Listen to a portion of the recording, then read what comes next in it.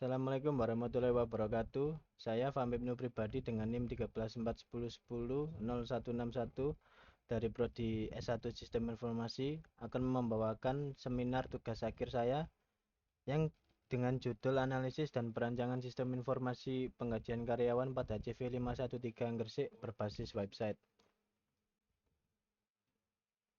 Ya, pertama-tama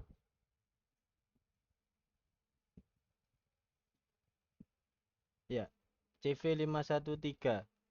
CV513 yakni perusahaan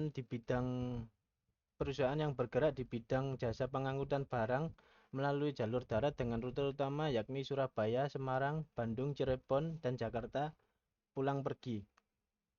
CV513 sendiri terletak pada Terminal Bundaran Gresik. Kemudian permasalahan pada CV513. Permasalahan yang pertama yaitu CV513 tidak membuat slip gaji karyawan. Kemudian permasalahan yang kedua, CV513 mengalami kesulitan ketika akan menggunakan data yang diperlukan karena data pada CV513 hanya disimpan secara konvensional pada tumpukan-tumpukan kertas. Yang ketiga, proses lembur yang tidak terjadwalkan. Kemudian solusi permasalahannya.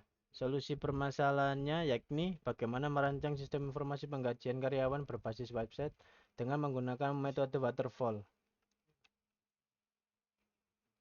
Kemudian berikut adalah ketentuan penggajian karyawan.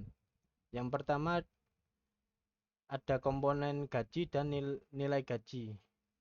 Untuk gaji pokoknya perhitungannya yaitu 80.000 dikali 1,5 dikali hari masuk kerja dari karyawan. Kemudian ada komponen gaji tunjangan jabatan. Tunjangan jabatan ada 3 yaitu tunjangan jabatan golongan 1, golongan 2, dan golongan 3. Untuk golongan 1 sendiri yaitu ada nominalnya sekitar 500.000.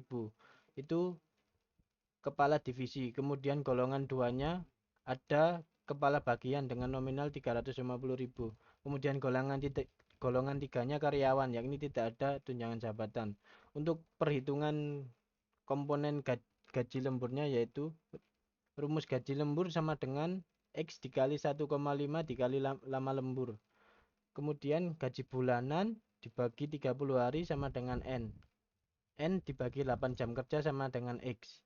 N di sini adalah gaji pokok, kemudian X biaya lembur.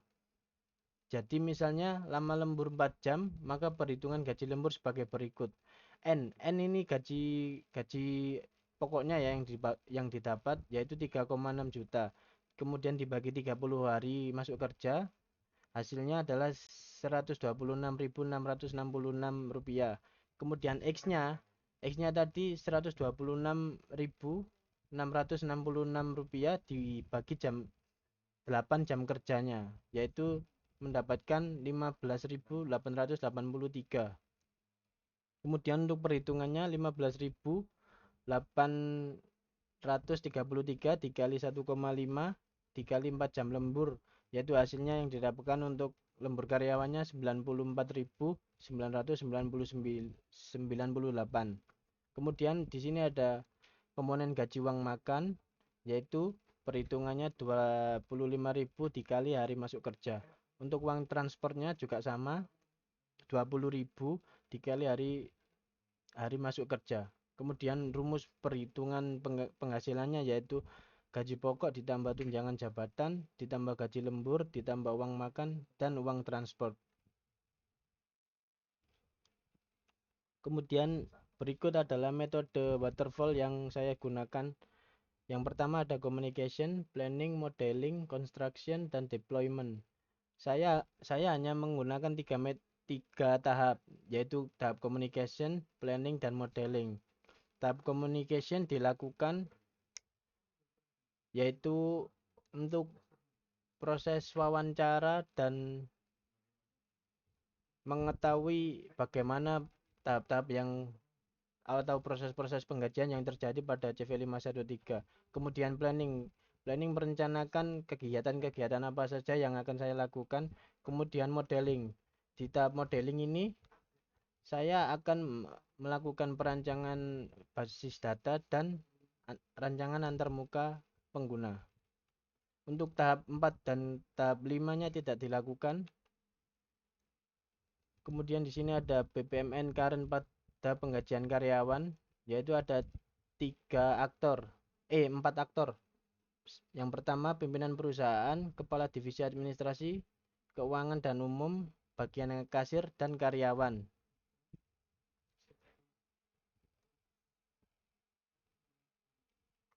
Untuk pertama prosesnya yaitu karyawan melakukan presensi, kemudian ada form presensi yang diisi karyawan, kemudian bagian kasir merekap data presensi karyawan, kemudian menghitung gaji sesuai presensi, tunjangan, lembur, serta komponen gaji lainnya. Kemudian tahap selanjutnya membuat daftar gaji. Setelah membuat daftar gaji, bagian kasir meminta persetujuan kepada Kepala Divisi Administrasi Keuangan dan Umum, lalu dikirimkan kepada Kadif Administrasi Keuangan dan Umum. Selanjutnya, Kepala Divisi akan memeriksa daftar gaji karyawan.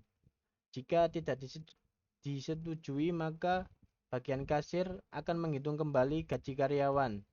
Kemudian apabila disetujui,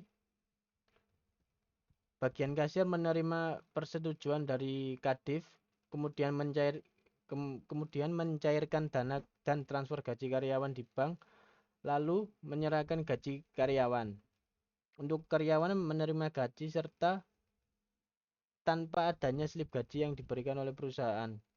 Kemudian setelah menyerahkan gaji, bagian kasir membuat laporan penggajian bulanan, dan laporan penggajian bulanan akan dikirimkan kepada kepala divisi dan pimpinan perusahaan.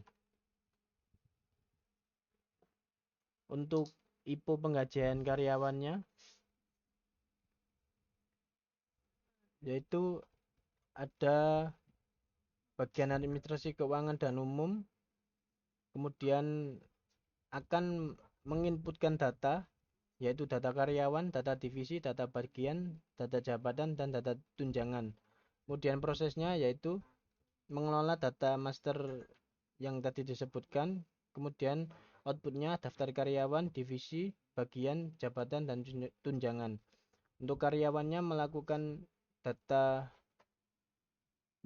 data karyawan dan data presensi, kemudian bagian kasir menginputkan data ketentuan gaji,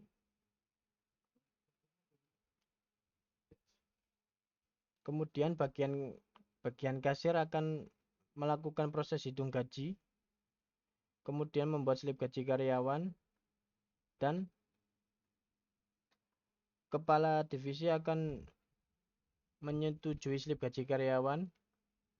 Kemudian bagian kasir mengirim notifikasi penggajian ke karyawan, serta yang terakhir bagian kasir membuat laporan penggajian karyawan.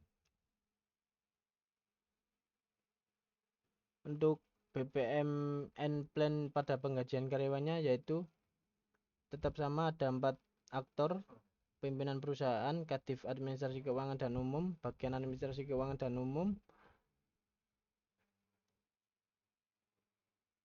dan karyawan.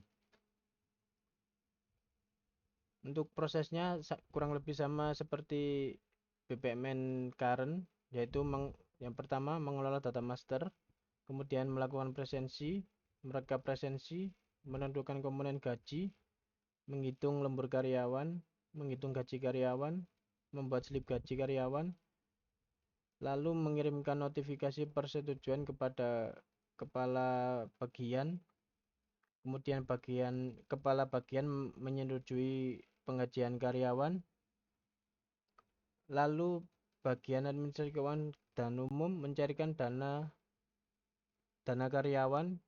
Setelah itu mengirimkan notifikasi penggajian pada karyawan. Setelah mengirimkan notifikasi, bagian administrasi keuangan dan umum membuat laporan penggajian karyawan per bulan. Berikut CDM penggajian karyawan. Ada beberapa data, yaitu data tunjangan, data divisi, data bagian, jadwal kerja, data detail karyawan lembur, data gaji, data presensi, data hitung lembur, data pengiriman, data ketentuan gaji dan lembur, dan data jabatan. Kemudian hasil dari CDM tadi yaitu ada beberapa data, yaitu data tunjangan, divisi, bagian, jabatan, kemudian DBC. DBC ini data yang mengambil dari relasi many to many dari jabatan, tunjangan, divisi, yaitu kemudian ada tanggal mutasi, ada SPL, ada data karyawan, data gaji, data presensi, data hitung lembur, data pengiriman, ada data detail ketentuan gaji, dan ada data ketentuan gaji dan lembur. Yang terakhir, kesimpulannya, berdasarkan hasil analisis dan perancangan sistem informasi penggajian yang telah dilakukan, diperoleh suatu kesimpulan, yaitu bagaimana menghasilkan rancangan sistem informasi penggajian yang dapat digunakan untuk memenuhi kebutuhan informasi serta membantu CV513 mengatasi permasalahan yang terjadi. Ya, sekian seminar tugas akhir saya. Saya akhiri. Wassalamualaikum warahmatullahi wabarakatuh.